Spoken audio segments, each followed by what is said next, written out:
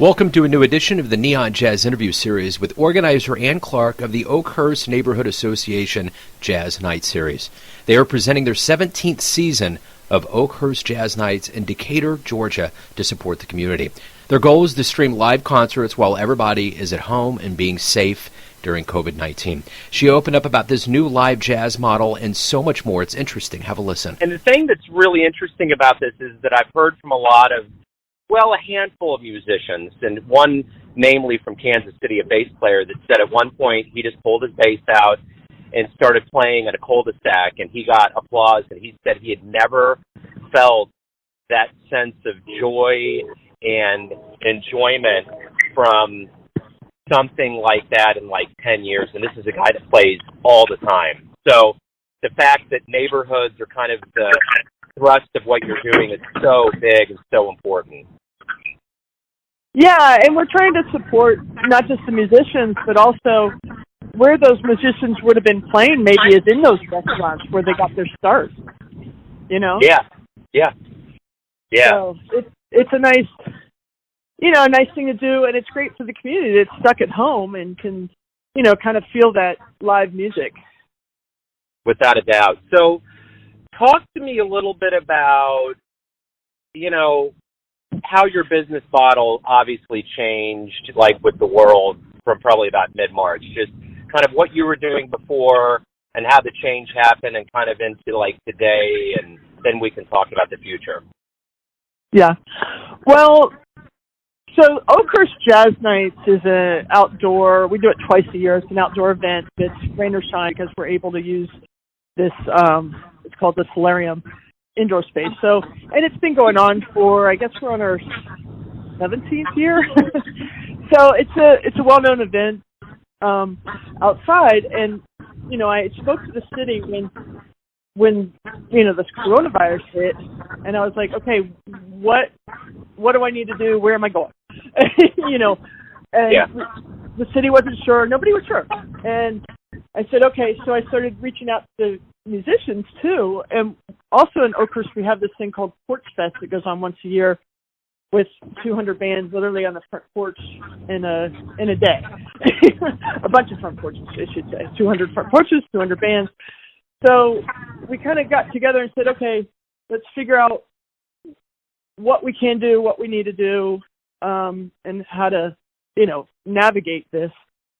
So coming up with these virtual concerts was an option, although it did have its struggles in the beginning because we're trying to figure out, okay, does, the band, if you have a band, are in different places. So how do we get them, together in one virtual musical show? It was kind of interesting because Zoom, as you may know, you can't, two people can't talk at the same time, i.e. two musicians trying to play on Zoom at the same time doesn't necessarily work. So yeah. It was a bit challenging to figure out how to do that.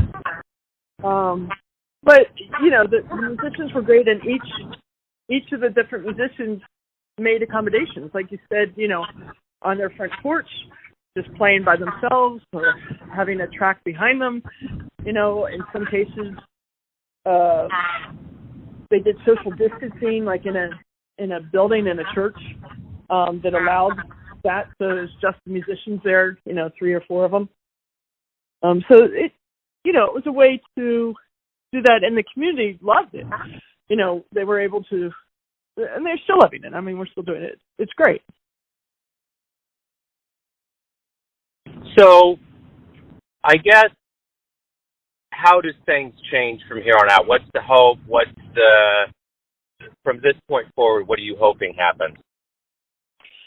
Well, I would hope that we can, one of the things I was discussing with the city before the total shutdown, this is back in maybe March before the shutdown, or February maybe, it was, hey, we can social distance on the lawn, for these concerts outside, because, it's groups of people that, with their kids or whatever sitting out on the lawn, and we could, mark a way to have everybody separated by 6 feet or, I was trying to figure this out. And I'm like, oh, the city's like, nah. So I think the virtual concert is going to be an option. Obviously, we could do some kind of social distancing, but it just doesn't seem the same because it's music, and you might be, the kids, people dance on the floor, there's a lot going on. So I don't know, we're looking at September as our next, if we go back to quote unquote normal, we're looking at September. And I hope we're able to gather again and some kind of thing. I mean, we have 300 to 500 people out there on Thursday night outside. And yes, it's a big lawn, but I don't know that I could, feasibly social distance and not dance and not, all those things. So, the future is up in the air for sure. It would be, the option of having these virtual concerts is great. And maybe we do these, like you said, these front porches and just have a minimal people on the sidewalk or nearby. But I don't know where this goes for the future. I mean, we have options, but, for live music, you really want to be there and enjoy it with people. I mean, that's the point. So what musicians do you have up there? Who typically plays? Oh, I do different ones every year. So, yikes, let's see. Will Scruggs, who's won a Grammy before, Matt Whitecoop, Diane Durrett, Eileen Howard. We have, everything from the higher echelon, like the Grammy award-winning artists, Joe Granson, those type, all the way down to, the local kind of band that grew out of the community where, a couple players and they ended up creating a band. Her Majesty's Request was a great group born out of the Oakhurst community. Bands like that. So we kind of have everything. The specific Oakhurst Jazz Nights, the genre is jazz, but it does kind of cross the blues, maybe a little southern blues as well, since we're in the South in Atlanta, Georgia. But the Porch Fest goes across all genres, which would be, country, pop, folk, just everything. And it's literally, we have hundreds of musicians in the area. So, and doing this for 17 years, I've hired a lot of different jazz musicians for the Oakhurst Jazz Nights that we do. And Oakhurst Jazz Nights is typically in April and in September on Thursday nights. And, I've hired lots of different musicians, and sometimes some of them have created other groups and different recording with other band members and such. So some of them are teachers at college, which was good because I was able to do some of these virtual concerts. Some of them actually could do them for free because they had an income. And then others, I was able to get some sponsor money to pay them as we would have normally paid for these outdoor concerts. So. Right on. So, talk to me a little bit about, what do you hope when this actually can get into person and it's somewhat normalized? What do you hope both the musician and the audience gets from this time away from live music? What realizations do you hope they get? I hope they can see that we can still enjoy live music. I had some people reach out from a lot of different states, like on the concert last night. They were, in Ohio and Tennessee, all over, able to enjoy something that would have just been basically in a front yard. These Oakhurst Jazz Nights are on it's very large from there, but it's on a front lawn. So we don't broadcast them any further than, our local community. But with the virtual concerts,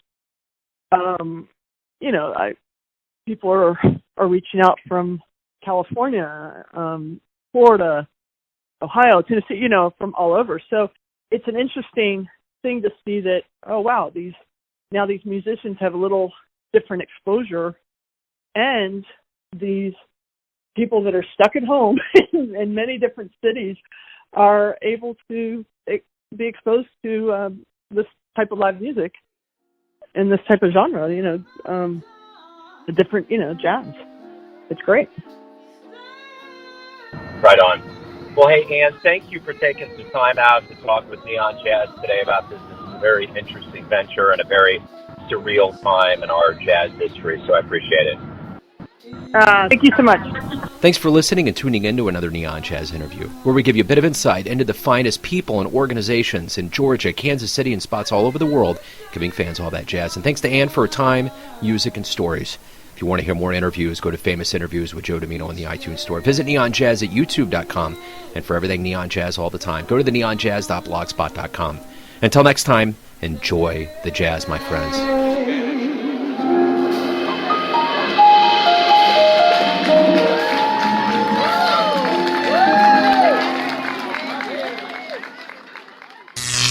Neon Jazz.